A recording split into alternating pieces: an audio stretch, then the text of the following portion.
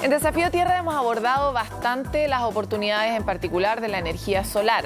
Hemos hablado muchas veces de las energías renovables, que antes se llamaban no convencionales, pero cada vez se están volviendo más convencionales.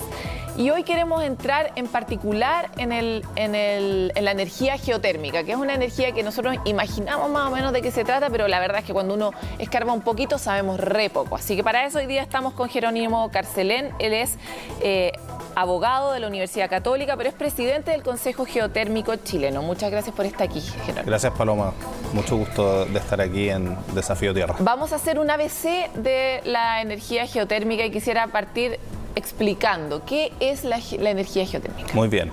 La energía geotérmica permite utilizar el calor de la Tierra, que está en el subsuelo a una profundidad de entre 2.000 y 3.000 metros, y con el vapor que produce ese calor se genera energía eléctrica. Es decir, ese vapor sube hasta la superficie, entra en una planta generadora, sale esa energía, digamos, a través de los sistemas de transmisión, y después ese mismo recurso geotérmico se reinyecta en la Tierra, de manera de que ambientalmente lo hace muy sustentable porque es un circuito cerrado. El agua y los fluidos que salen del fondo de la Tierra vuelven a entrar, y eso permite que ese reservorio, que está a gran profundidad, vuelva a generar este vapor, y eso hace que existan centrales de generación hace 70 años, Larderello en Italia desde 1913, más de 100 años.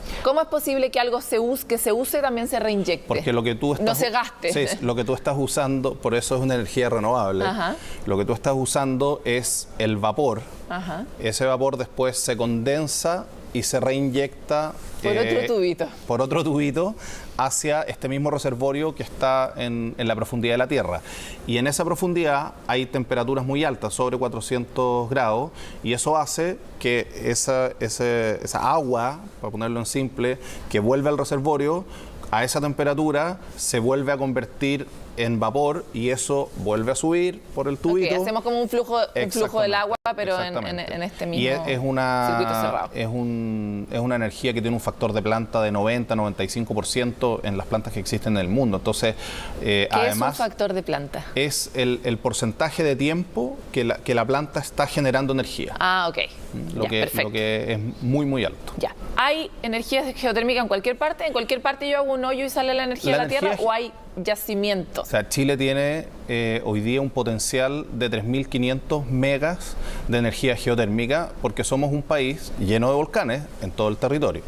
Eso quiere decir que si somos capaces como país de poner en producción ese potencial, que hoy día solo tenemos alrededor de 80 megas en producción, pero si llegamos a poner todo este potencial en producción, pasaríamos a ser el país que generaría el 20% de la energía geotérmica del mundo, lo que es muy significativo. Ya. Habitualmente se habla del problema de la variabilidad de la energía renovable, sí, que es un problema que nuestro sistema tiene y que tiene que abordar. ¿Cómo funciona la variabilidad en esta energía? Bueno, la geotermia es una de las energías que se presenta como solución a esta variabilidad. Si vemos la torta de energías que tenemos en Chile y cómo esto ha cambiado en los últimos años con esta alta penetración de la energía solar y eólica, que son maravillosas, están con un alto potencial en nuestro país, son económicas, pero una de sus características es que son intermitentes, ¿no es cierto? Hay horas del día, hay temporadas donde tienen mayor capacidad de generación. Entonces el sistema requiere que existan otras energías de base, como la energía geotérmica, como la concentración solar de potencia, como la energía hidroeléctrica, que tenga una capacidad de generar que sea permanente. Estabilidad en el Exactamente. Y probablemente has escuchado que el Ministerio está liderando una discusión sobre la flexibilidad en el sistema. Entonces, la flexibilidad es la capacidad de reaccionar frente a esta intermitencia, para para ponerlo en simple. Entonces, son muy complementarias y eso yo creo que es una de las ventajas que tiene Chile con todo el potencial de sus energías renovables, es que son energías muy complementarias. Hablemos de la flexibilidad, porque hasta aquí en Desafío Tierra habíamos hablado de que el problema que teníamos como país es que no habíamos abordado seriamente la conversación sobre flexibilidad. ¿Qué significaría en Chile abordar seriamente esa conversación desde tu perspectiva? Desde la perspectiva del desarrollo de los proyectos de energía geotérmica, para ponerlo muy en simple, lo que se requiere, en nuestra opinión, son señales de inversión, es decir, que este atributo de flexibilidad sea remunerado adecuadamente en la fórmula de remuneración de la energía, que de por sí es bien compleja, pero para ponerlo en simple, que se reconozca que se reconozca este atributo, porque la flexibilidad es lo que te permite tener energías que le dan mucha seguridad al sistema. Entonces, o sea, en el fondo, para explicar, el problema es que hoy día se mide con la misma vara a energías que tienen características diferentes. Al final es con el problema de la educación. Uno no puede educar a todos los niños igual porque todos son diferentes. Las energías deben ser tratadas en su condición. Sí. Y nosotros tenemos un sistema en base a nuestra ley eléctrica donde el precio tiene un peso muy importante en esta ecuación, ¿no es cierto? Porque una responsabilidad del Estado es proveer asegurar la energía el mejor precio al consumidor, al mejor precio posible, ¿no es cierto? Pero ya tuvimos, sobre todo con el cambio legislativo para permitir la entrada de las energías renovables y diversificar la matriz, ya se incorporó un concepto, llamémoslo, de sustentabilidad. Lo que nosotros creemos como Consejo Geotérmico es que ese concepto de sustentabilidad debiéramos profundizarlo, también debiera estar consagrado a nivel regulatorio en este tipo de medidas. Es decir, que cuando tú tienes energías renovables, y esto no significa dejar de lado o cambiar la neutralidad tecnológica, que también es una de las características de nuestro sistema, pero sí que, como tú bien dices, las energías que tienen estos atributos, se premia los renovables porque están ayudando en otros elementos. Así es. Excelente. Así es. Ahora avancemos un poco hacia ¿por qué no tenemos más? ¿Por qué no tenemos más proyectos de estos? ¿Por qué estamos usando tan poco? ¿Qué se necesita para que la inversión sea rentable? Son proyectos bien caros en general, ¿no? Sí, aquí hay dos riesgos bastante altos en la geotermia y que terminan inevitablemente asociados a los costos, digamos. O sea, el primero es el riesgo, lo que se llama el riesgo geológico. O sea, sabemos que tenemos los volcanes, sabemos que tenemos estos sistemas, digamos, con estos reservorios, pero tenemos que encontrarlos. Entonces, la exploración, el riesgo exploratorio de pinchar ese reservorio a 2.500 metros es bastante alto. O sea, se requieren mucha campaña de exploración, además es una ciencia bastante específica. Más allá ya el propio costo de hacer una perforación a 2.000, 2.500 metros. En el fondo es muy caro llegar a encontrar ya el lugar. Y tiene un alto riesgo de que no lo encuentres. Entonces, y ahí viene la parte de cómo la regulación... Espérate, yo pensaba que el riesgo era que explotara el volcán.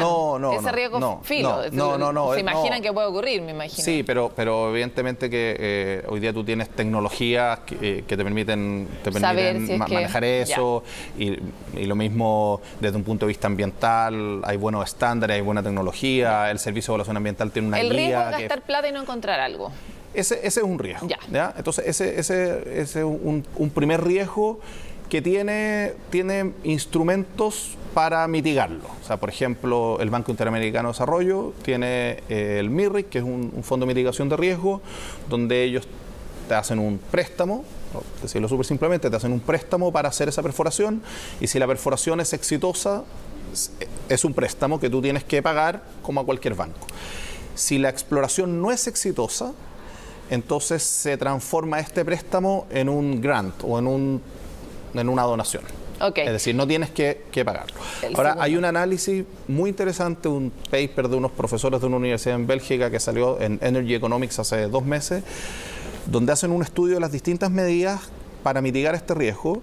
Y es interesante porque dicen que los países que tienen algún instrumento de este tipo en su regulación tienen un 45% más de probabilidad de que ese trabajo de exploración termine siendo un proyecto. Por lo tanto, lo ideal sería que lo que el banco hace se haga a nivel nacional como una forma de política pública. Sí. Y el segundo, bueno, nos queda muy poquito tiempo, el segundo riesgo. Y el segundo riesgo, el riesgo de mercado. Tú tienes que tener a quien venderle esta energía, ¿no? Entonces, como decíamos antes, tiene costos que son más altos que la energía solar o la energía eólica, con atributos que son distintos, entonces no son comparables uno a uno.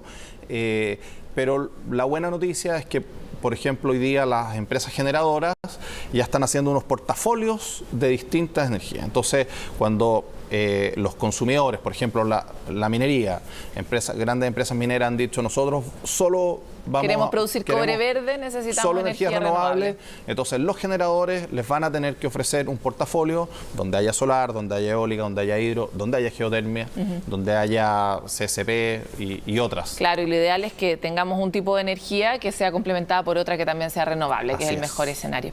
Jerónimo, te quiero agradecer por haber estado en Desafío Tierra. Vamos a profundizar en esta energía más adelante. Muy bien. Esperamos tenerte de nuevo. Gracias, Paloma, y felicitaciones por el programa. Gracias.